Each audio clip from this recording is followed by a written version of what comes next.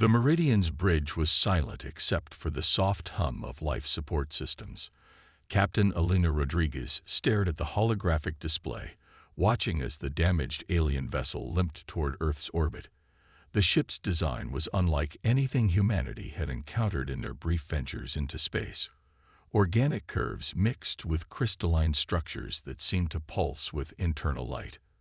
"They're broadcasting again, Captain," Lieutenant Chen reported, his fingers dancing across the haptic interface. "Same message as before." Elena nodded, though her eyes never left the alien craft. "Play it." The message filled the bridge, translated by their AI systems into English. "People of Earth, we seek sanctuary. The Dominion pursues us. Our children die. Our hope fades. We possess knowledge that could save countless lives, but only if we survive. Please." It had been 3 days since the Arquette ship first appeared at the edge of their solar system. 3 days of debates in the United Earth Council, of military preparations, and of humanity holding its collective breath. This wasn't the first contact humanity had dreamed of. Instead of peaceful exchange, they were being drawn into something far more dangerous. Multiple quantum signatures detected. The sensor officer's voice cracked with urgency. "Massive ships entering the system. Configuration unknown, but they're big. Really big." Elena's tactical display lit up with new contacts. 7 vessels, each larger than anything humanity had ever constructed. They moved with impossible grace for their size, their hulls shimmering with what looked like liquid metal. "The Dominion," Elena whispered. Their first contact was about to become their first interstellar conflict. The new vessels wasted no time with diplomacy. Their message was brief and cold. "The criminals will be eliminated. Interference will not be tolerated. This is your only warning." Elena's hands clenched into fists. The Arquette ship carried over 2,000 souls, including hundreds of children according to their scans. The Dominion ships were already launching what appeared to be weapon platforms. "Get me the Council," Elena ordered, her voice steady despite the gravity of what she was about to propose. As she waited for the connection, she watched the Arquette ship's desperate maneuvers, its failing systems leaving trails of exotic particles in space. The Council's holographic representatives materialized around her. Elena didn't wait for formalities.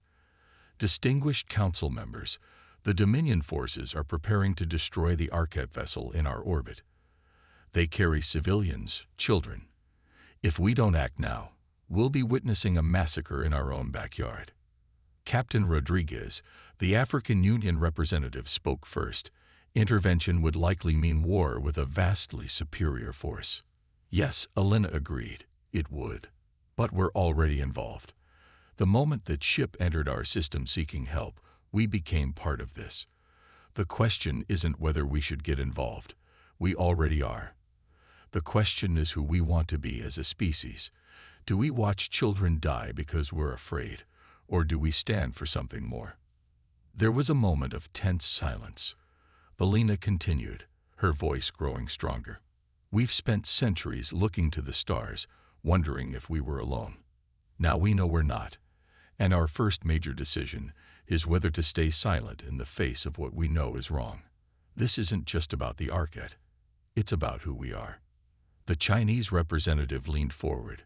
"The Dominion's technology appears to be centuries ahead of ours. What exactly do you propose we do?"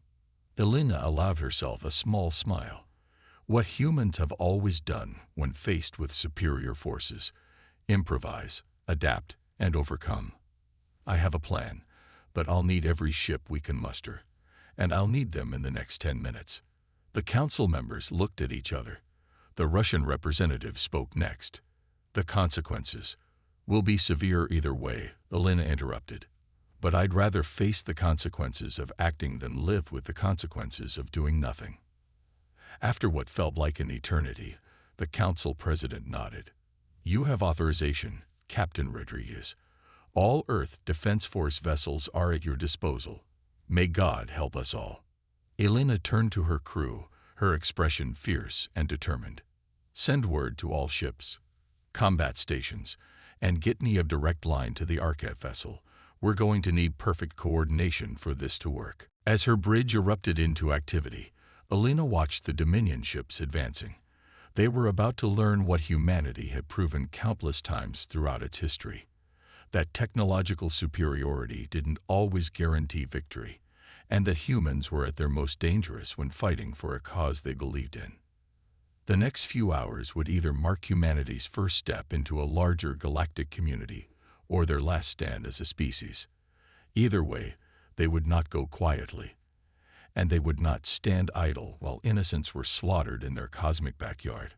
"All ships reporting ready, Captain," Lieutenant Chen announced. Alina took a deep breath. "Then let's show these bullies why you don't threaten children in front of humans." The Meridian's engine room thrummed with controlled chaos as Chief Engineer Maya Patil worked with her team to implement modifications that would have made any traditional engineer lose sleep. They had minutes, not hours, to prepare for what Captain Rodriguez had planned.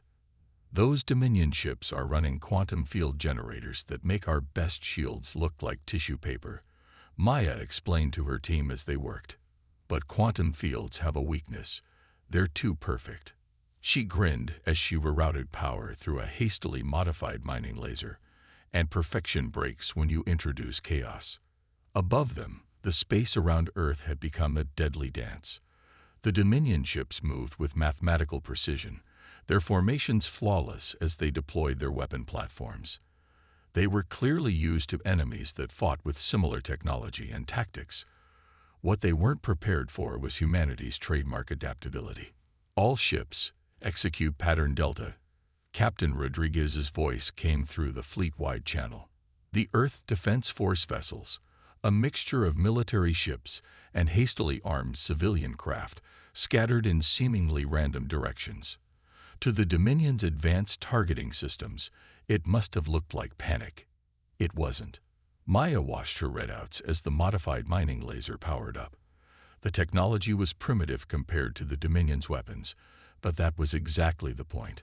Sometimes, the oldest solutions were the best ones. "Target their lead ship's ventral quadrant," Alina ordered from the bridge.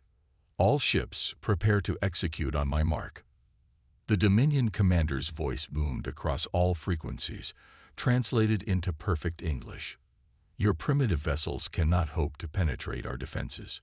Surrender the criminals, and we may show mercy." Alina's response was simple: "Now." Maya's modified mining laser fired, along with dozens of others from the scattered human fleet. The beams weren't designed to penetrate the Dominion's quantum fields.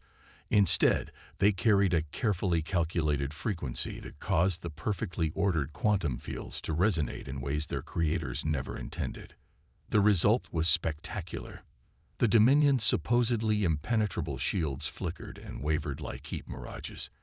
In the same instant, every human ship launched what appeared to be debris: space junk, pieces of old satellites, and chunks of asteroids that had been quickly gathered from Earth's orbit. The Dominion's advanced targeting systems, calibrated for energy weapons and guided missiles, struggled to track the thousands of pieces of debris now hurtling toward their ships at relativistic speeds.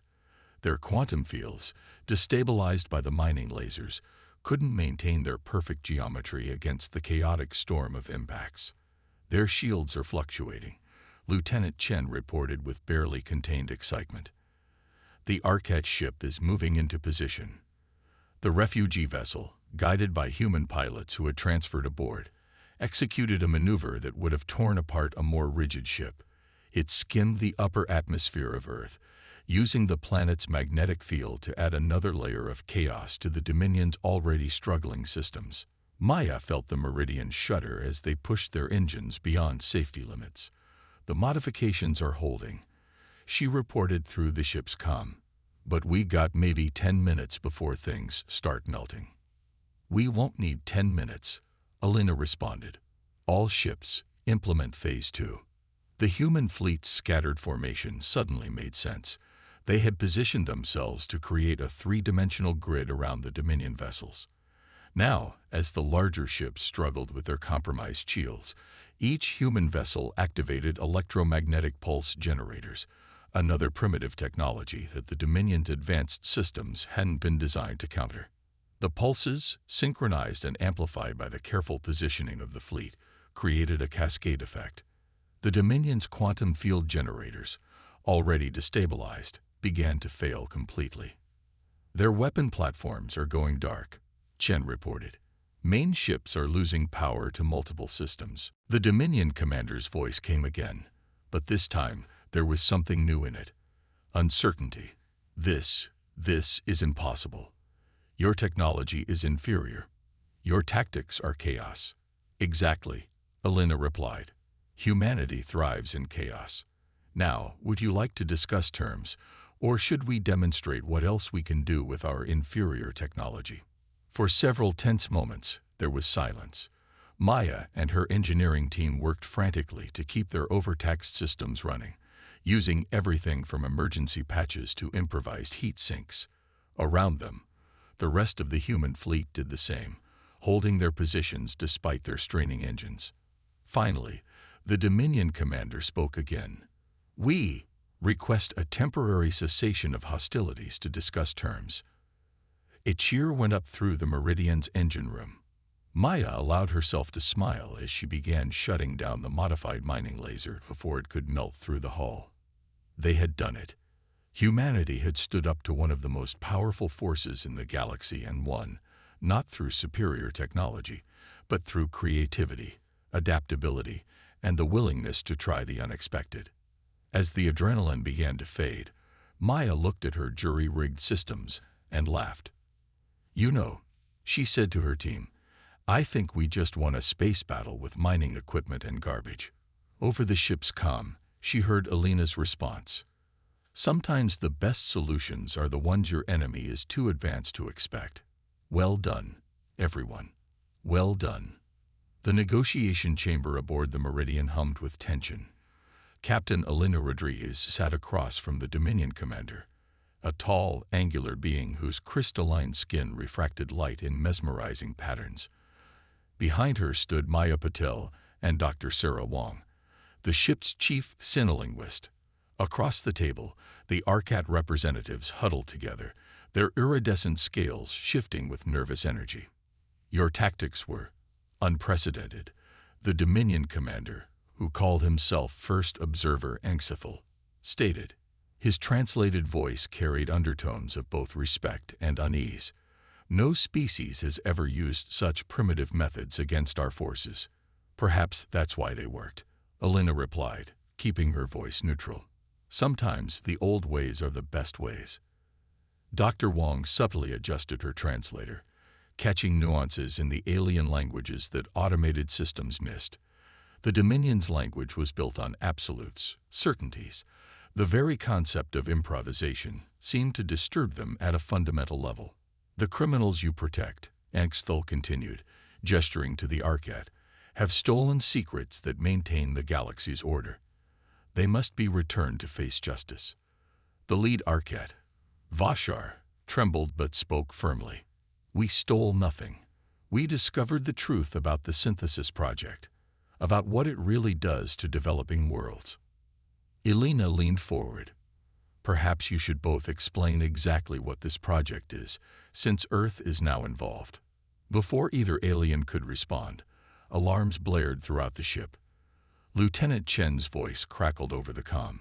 Captain, we've detected quantum signatures. 3 more Dominion dreadnoughts just entered the system.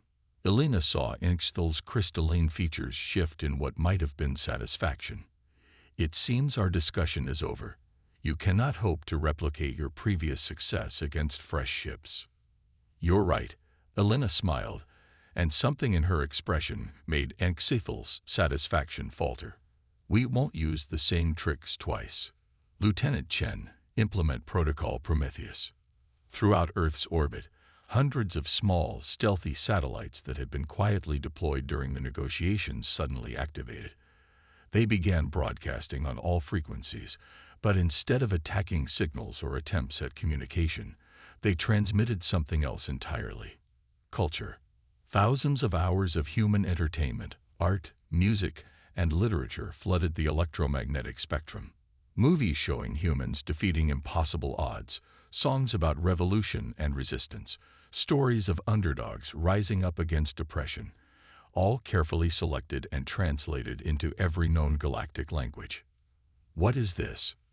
HFY demanded, his crystalline form flickering with agitation. "This," Alina explained, "is humanity's greatest weapon, inspiration." She stood, her posture radiating confidence.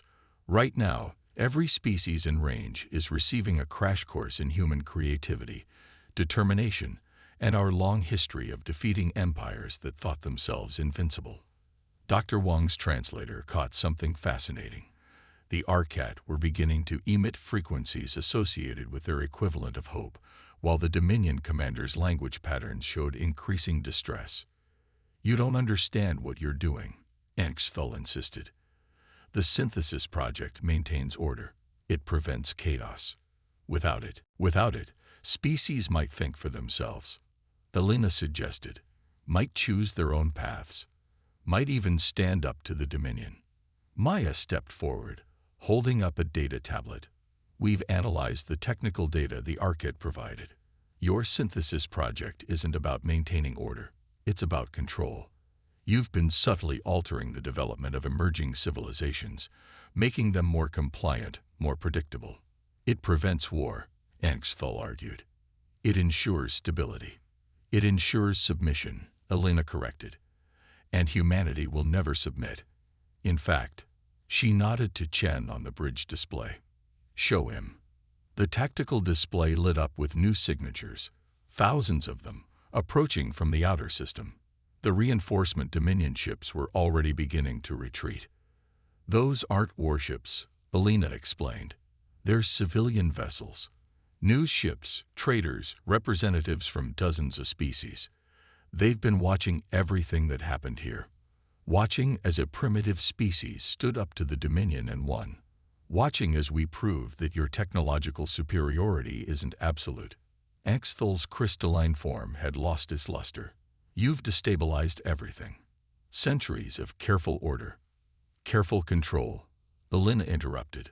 "But that's over now. The Arcat's evidence of your interference in developing civilizations is already spreading across the galaxy, along with the proof that you can be resisted, that you can be beaten." Vashar spoke up, their scales now shimmering with confidence. "The synthesis project ends today. The age of the Dominion's absolute authority is over." HFY looked from the tactical display, showing the retreating reinforcements to the data about the broadcasting satellites, then finally to Alina. "You planned this. The battle, the negotiations. It was all to gather witnesses." Alina's smile widened. "Humanity has a long history of resistance movements. We've learned that sometimes the most powerful weapon isn't the one that destroys your enemy, but the one that inspires others to stand up for themselves." The chamber fell silent except for the continuing transmissions of human culture spreading across space.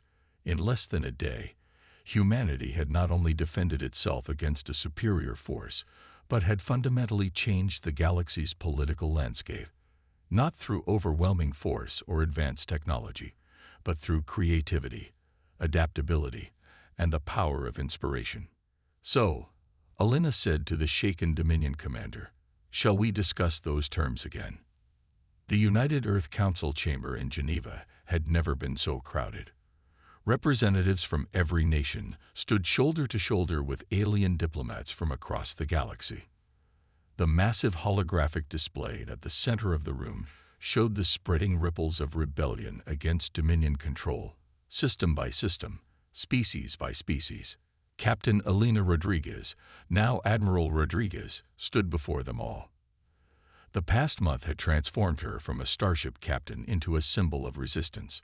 Behind her, Chief Engineer Maya Patel and Dr. Sarah Wong flanked Vashar, the Arcat leader who had first brought this conflict to Earth's doorstep. "The Dominion is mobilizing its main fleet," Alina announced, her voice carrying across the chamber.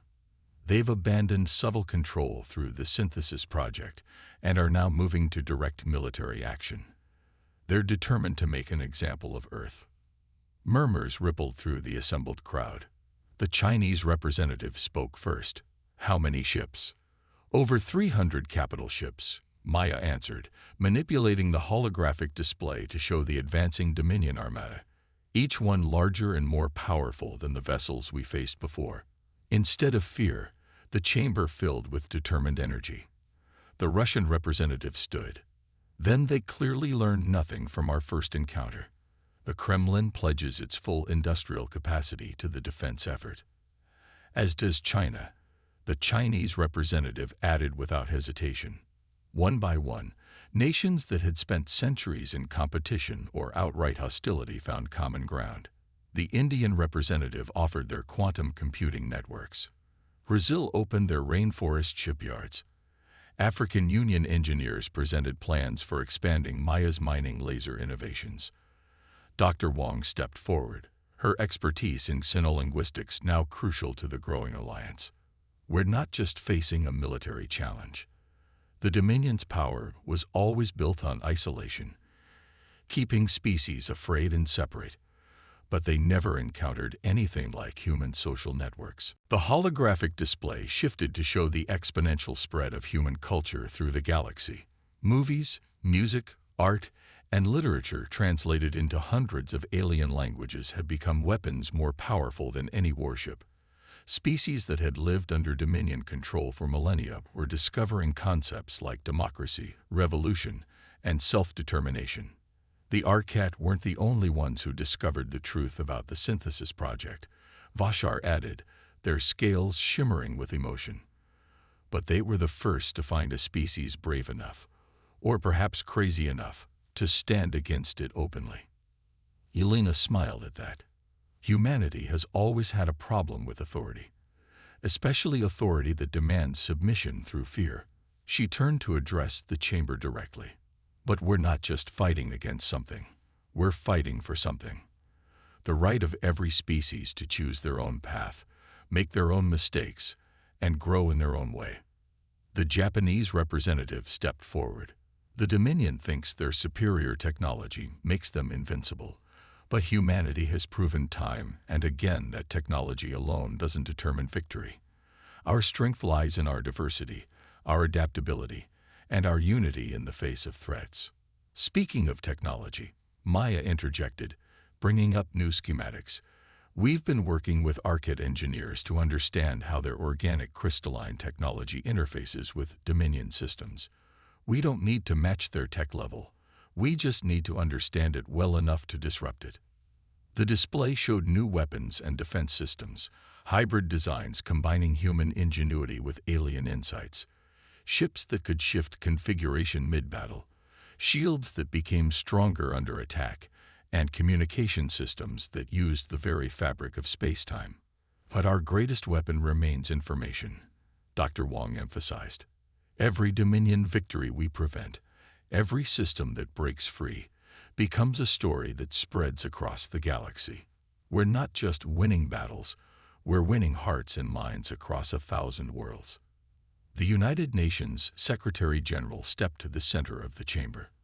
"Then let us make our message clear. Earth stands not just for humanity, but for all species who desire freedom. We will not submit, we will not cower, and we will not allow the Dominion to control the destiny of any species but their own." The chamber erupted in applause, human hands clapping alongside alien appendages of all descriptions. The Dominion had spent millennia building an empire based on fear and control, only to face a species that turned defiance into inspiration and unity into strength. As Elena looked across the chamber, she saw something unprecedented in human history. The whole of humanity moving in one direction, driven by a common purpose. Ancient rivalries fell away in the face of a greater challenge.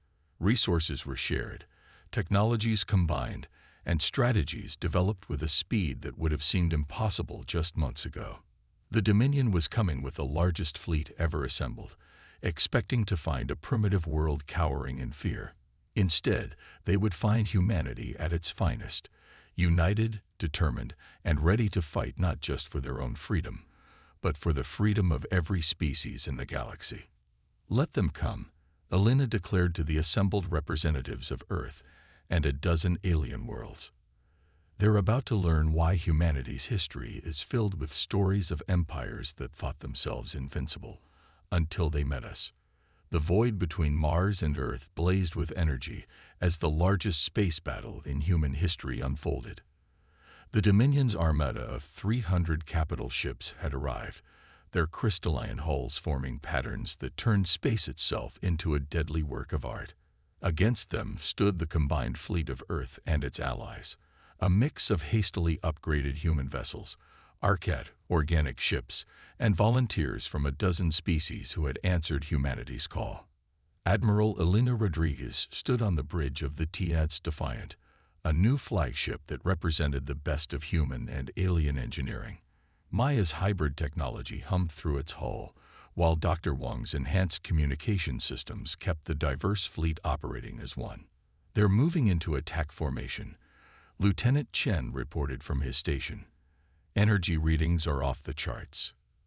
The Dominion Supreme Commander's transmission reached every ship in both fleets. This rebellion ends here. Submit now or be erased from history. Helena smiled. Send our response. Across every frequency, every quantum channel, and every form of communication known to any species present, humanity answered with a single sound: music. The battle hymn of the resistance, a combination of human melodies and alien harmonics, carried with it a simple message: come and get us. The Dominion fleet opened fire with weapons that could shatter moons. But humanity had spent the last month preparing for exactly this moment.